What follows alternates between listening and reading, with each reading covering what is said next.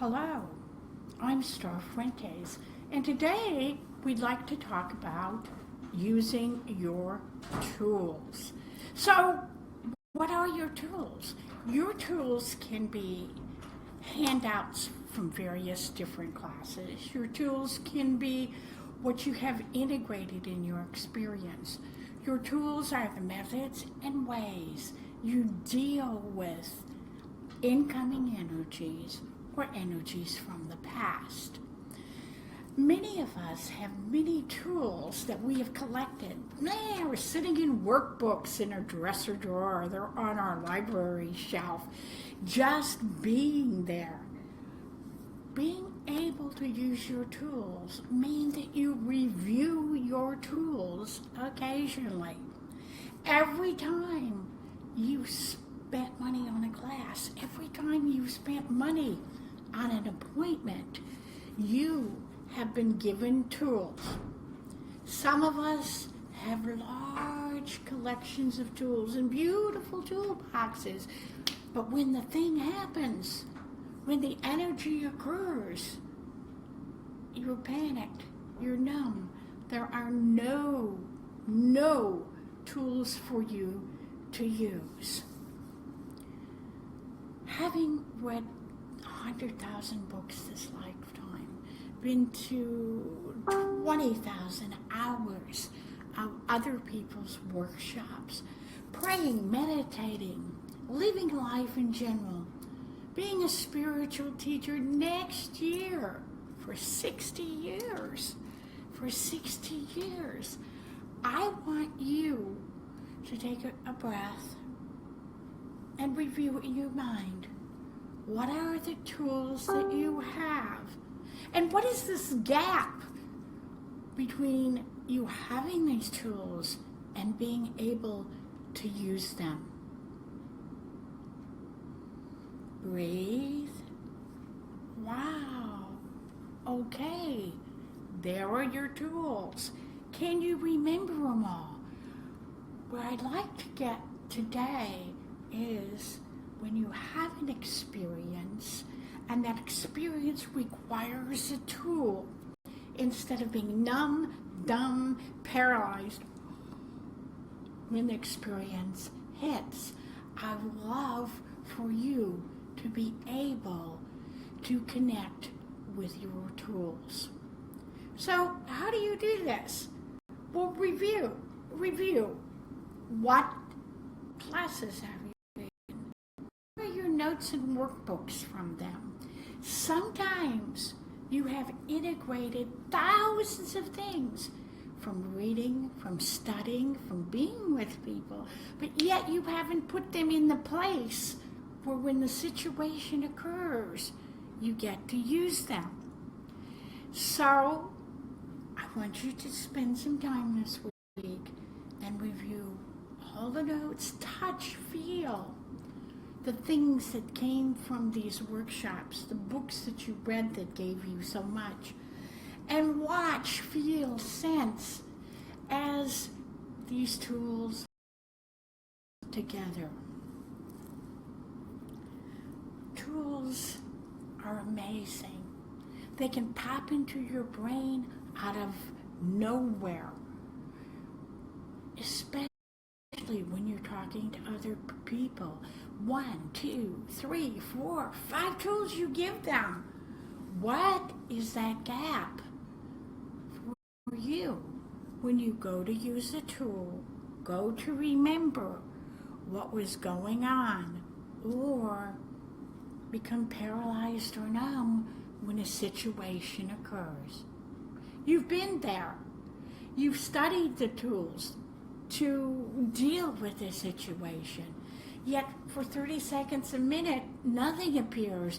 The moment is gone and nothing appeared. Learning in itself is an amazing, beautiful thing. But taking the time to review, to remember, what class did you take on anger? What workbook did you work on with anger? Who have you talked to about your anger? mentally reviewing those things can bring an order so that when challenges, lessons, blessings, situations happen, you have the tool immediately. Once you've learned something, nobody can take it away from you. Yet, having those in order, having those sharp in your memory so that in a situation you can use the tool is important. Take a breath. Acknowledge those workshops, those books you've read, those special conversations with people, those situations when you figured it out yourself. Go back, check in on them, and bring them all forward to now. So many of us have hundreds, 40, 50, 30 people in our lives who are excellent at what they do, are excellent in solving particular challenges and giving to you solutions. And yet, we don't ask for help. We know what we're good at. Yet it's not so easy to list what we're challenged at. I don't know how many workshops I've given where I've said list 10 of your assets, and people go boom, boom, boom, boom, boom, 7 assets, and list 10 of your challenges, and they get 1. They get 1. You, as a whole person, as a sphere of energy, roll through this life. Some of us quicker than others, and some of us at slower speeds. You roll through this life. And we talk about holistic, being whole, being one with all. Yet it is so much easier for some of us to be able to speak about our assets. Right, well, then there's the other people who all they can speak about is their liability. There needs to be a balance for you.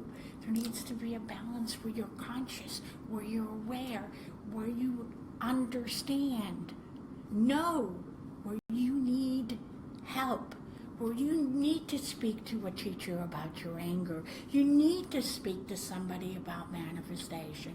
It's different things, different times, different situations, and you're getting the same results. Well, I can understand if you do the same thing all the time, you do get the same results. Yet, your pattern, different things, doing this modality, looking at it differently, perceiving it differently, and in our life, and it keeps coming out with the same results. We will bang our head against a wall before we will ask for help. In this day and age, with the computer, the internet right here, there are so many, many ways to access information, to look, see, feel, and know when someone is a master at what they've been doing and what they've been teaching. You know, I look at the list here and I see Merle Hershey-Beck, I see Christina, I see beloved Selena, and they've been doing things for 20, 30 years. When someone has been doing things, being things for decades, they continue to do these things because they are successful at it, because people give them feedback. But this is where they're getting results. If they weren't getting results, they'd be burnt out, they'd be gone, they'd be on to another way of working with life, of providing for themselves, and another way of teaching and sharing. When you've seen somebody who's dealt with anger for 20 years, or like Merle, who's dealt with weight, Or Selena, who's been answering questions in 27 countries and 7 languages. When you see this record, it usually means that this is a person to get advice from. This is a person to remind you that you do have tools, that you are full of light, to remind you that it's just a little over that way, to give you some feedback, some perception, which will change your results. You know, you stop working on yourself when you're dead. And you still got stuff. When you die, you're done. I'm 78 years old. I've been working on myself for 6 decades. And things still keep coming up for me. At a different level, at a different angle, at a different way. My students teach me. Someone asks me a question, and I have to look at it from a different angle. I have to feel it. I have to hear it in a different combination of words. And then those ahas start springing into my brain, start becoming tools. You don't have to go to school. You don't have to go to a seminar to have tools. It is about acting versus reaction, choosing something with your free will. I whine a lot about something called default choices. And for example, if you were born and raised in a certain way and you promised, I'll never be like my parents, and your parents were middle working class and you became a hippie, yuppie, beatnik, whatever it is today, I don't know what it is today, but whatever it is, in rebellion to being the exact opposite to what your parents were, you have only rebellion. You don't have a choice to function in the business world. To function, you have to be rebelled. Free will is when you can choose to say yes or no. Many of our choices are not even met. I say to someone, what is your religious beliefs? And they go, well, I was Catholic and I got burned on it. Well, did you look at Buddhism? Did you look at Zen? Did you look at being Jewish? Did you study, look, see? Go to that community, feel who they were. And they were like, no. So, really, they're not Protestant. Their only choice is not being Protestant. So over and over again, when you go to connect to God and your spiritual or your religious choice is a rebellious choice and you are not at free will, you get the same results over. I want to make cash. Something gets in the way. I want to make, something gets in the way. You don't even have to say want, because you have not explored where your decisions are. You have not explored whether you're against something or in free will. You get those same old results. You ask the same questions over and over again. How can I heal? How can I change? And people tell you. You take notes. You pay for the session and you take your notes and you stick them in your dresser and you close the drawer. They may occur occasionally. Remember, a lot of self-education is repetition. And you close the drawer and then you wonder why your life is not changing. You go out and buy a $200 pair of shoes. I think that for that minute that buying that $200 pair of shoes makes you feel good. It does. I know it does. For a minute. For the first time you wear those shoes. But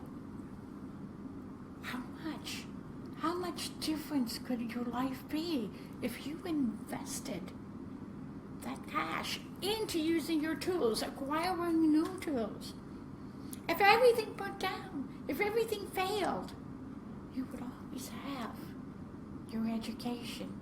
You would have your tools to be able to secure a place for yourself, a place to be nurtured, a place where you can function in your life.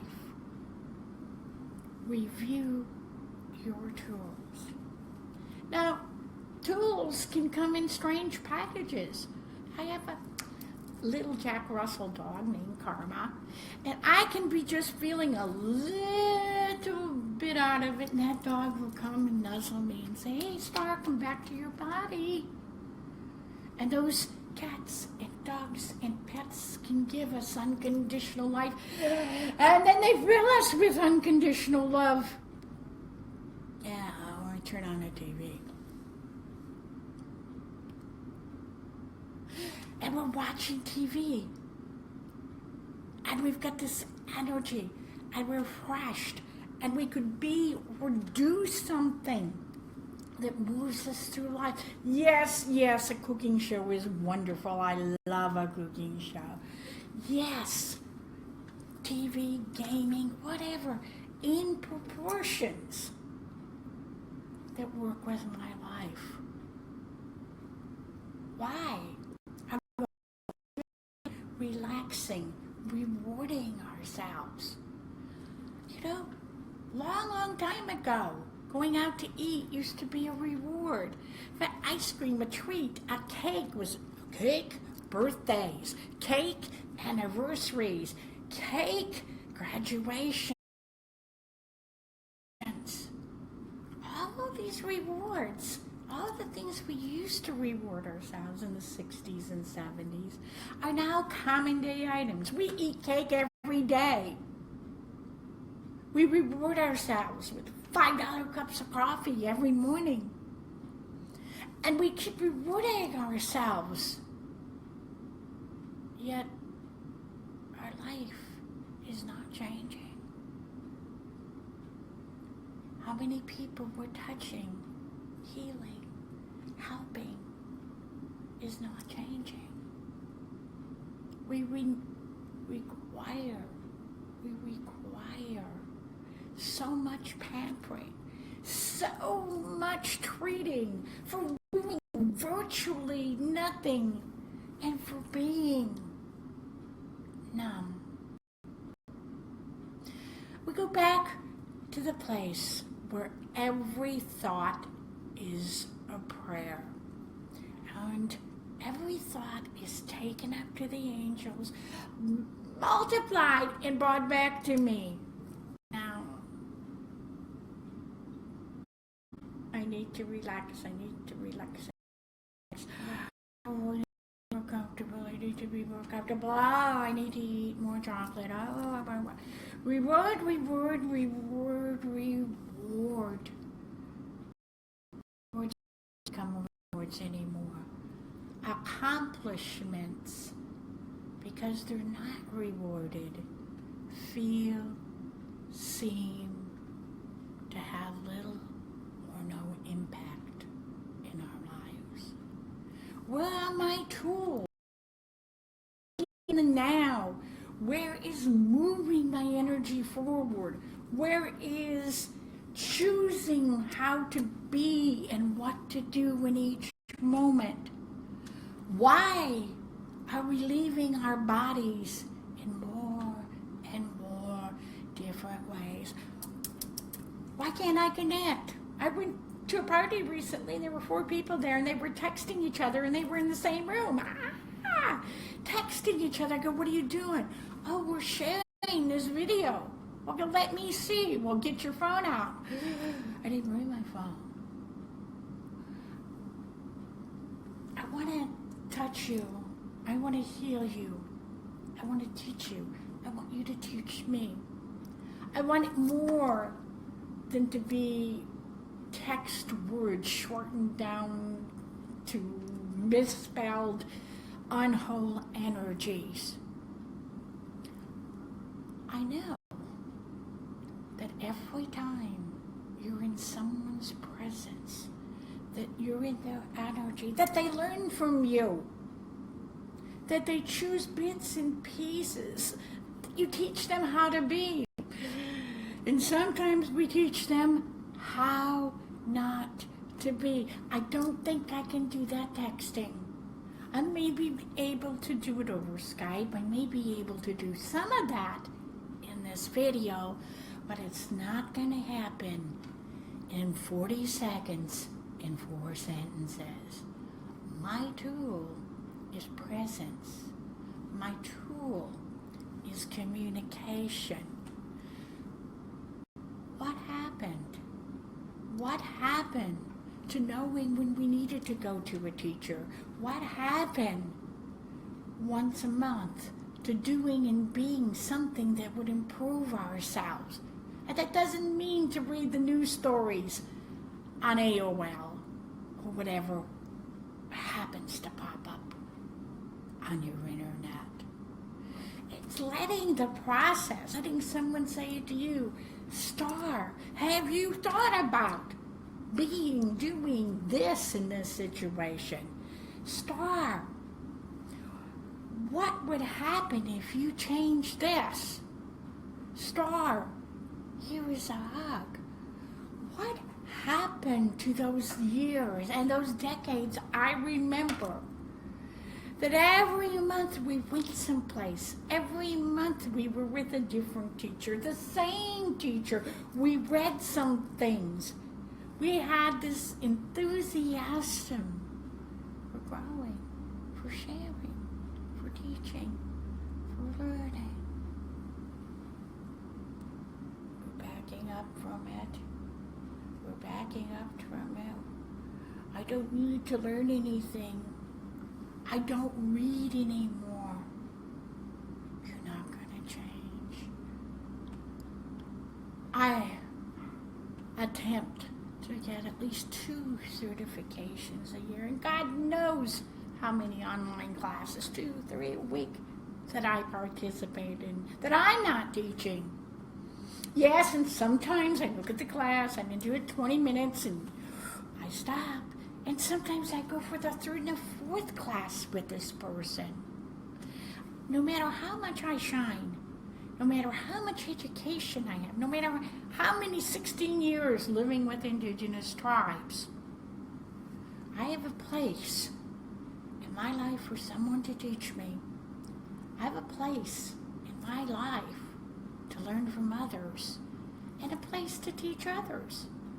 I know that participating with others is the very best way to change. Now, I don't want a bunch of girlfriends that go, yes, Starr, yes, Starr, yes, Starr. I think I'm like this, yes, you are, Starr, this. I want a couple of devil's advocates. I want some people who tell me the truth. I want to tell you the truth. So you can see, feel, know where you are, and boom, you can behave differently. You can change your results. Yeah, well, I don't want to participate with the teacher. I know everything. I don't have to read. That scares me. I have to read. I'm still reading 5 books a week. I have to educate myself. To be 78 and full. Be able to move you from being stuck. To be able to move myself through you teaching me from being stuck. This is using my tools. People, teachers, psychics, readers, astrologers, you are my greatest tools. Why are we stopping to see this? Why are we stopping using that community, that interaction? When did we get too good for this? People say, Starr, I want more clients. And I go, well, whose classes are you attending? Well, there's nobody out there I need to learn from. I've been in metaphysics 6 years now. I know everything. I don't need to learn from anybody. And when you don't participate, your own energies don't get fed. When you don't take classes, people are going to stop coming to yours. When you don't speak from an honest place, give things that change people, you're not going to change. And I'm going back again to a point I've made over and over and over and over again through the decades. God treats you like you treat other people. And other people treat you like you treat yourself. If you don't have respect for yourself, do you think other people are going to be respecting you? If you don't give yourself acknowledgement, do you think other people are going to acknowledge you? No. We're all mature. We've had decades and decades of teachings. We've taken classes. We belong to several lineages. We watch, we know what. It took me a year to teach somebody in 1971. I can teach in 3.5 hours now. We're sped up so much. The energies have changed so much that we think feel sense. We don't have to participate.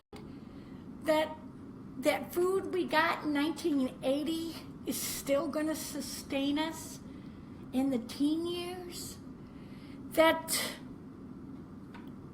we have no more room to learn. I look at you. Some of you, 30 years now, you've been with me.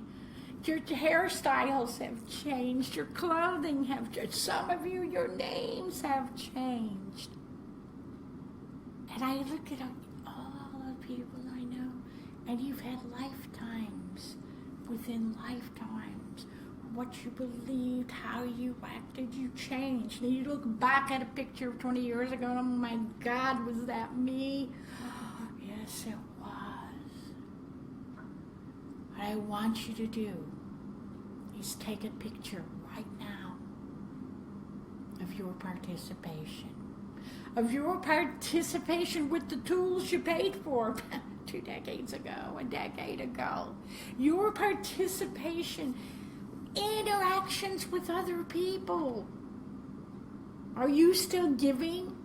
Are you sharing? Are you learning? Are you teaching? Is your ego too big to take somebody else's class? Read somebody else's book, and your results will stay the same in your life. Many of you, when I first met you, oh, Starr, I've got abandonment issues. Oh, Starr,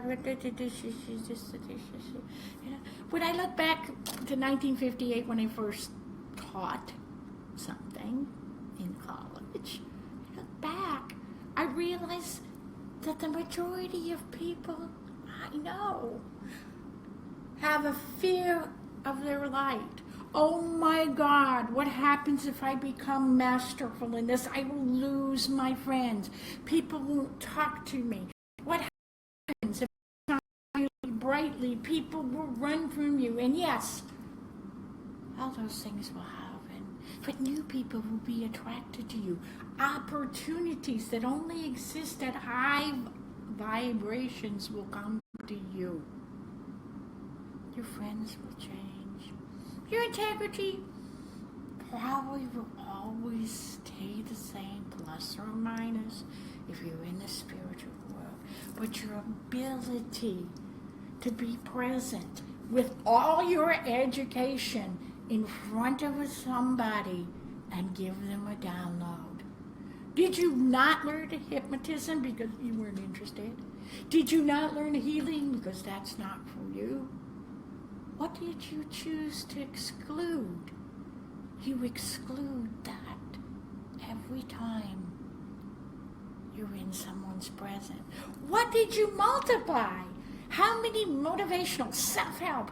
How many sacred geometry classes?